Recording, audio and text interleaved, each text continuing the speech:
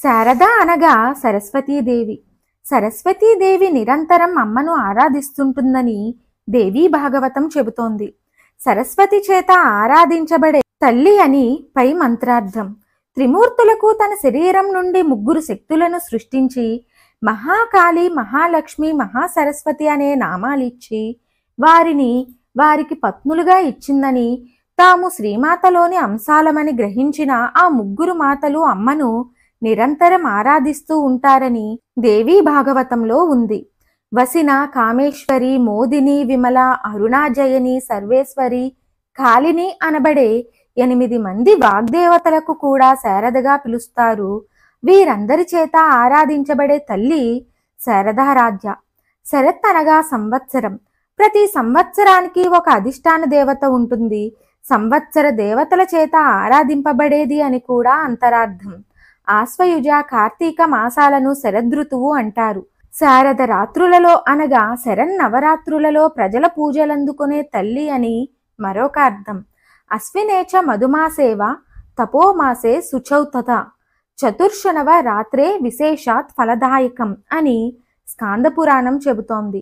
ఆశ్వయుజమాసం, చైత్రమాసం, మాఘమాసం, ఆషాఢమాసాలు శారదా రాత్రులని, అనగా ఈ 4 మాసాలలోని మొదటి 9 రోజులు శుక్ల పాడ్యమి మొదలుకొని నవమి వరకు ఉండే రాత్రులు. ఈ కాలంలో అమ్మని పూజిస్తే విశేష ఫలితం లభిస్తుందని, అందువల్లే అమ్మ శారదారాధ్య అయ్యిందని స్కాంద పురాణోక్తి. ప్రతిభావంతులైన పండితులను శారదానామంతో పిలుస్తారు. వారి చేత ఆరాధింపబడేది అని మరొక అర్థం.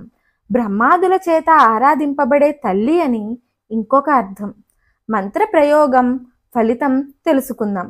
విశేషమైన ఈ మంత్రాన్ని పిల్లలకు అక్షరాభ్యాసం చేసినప్పుడు వారి శిరస్సు మీద చెయ్యి ఉంచి 108 సార్లు జపిస్తే పిల్లలకు విద్యాభివృద్ధి అవుతుంది.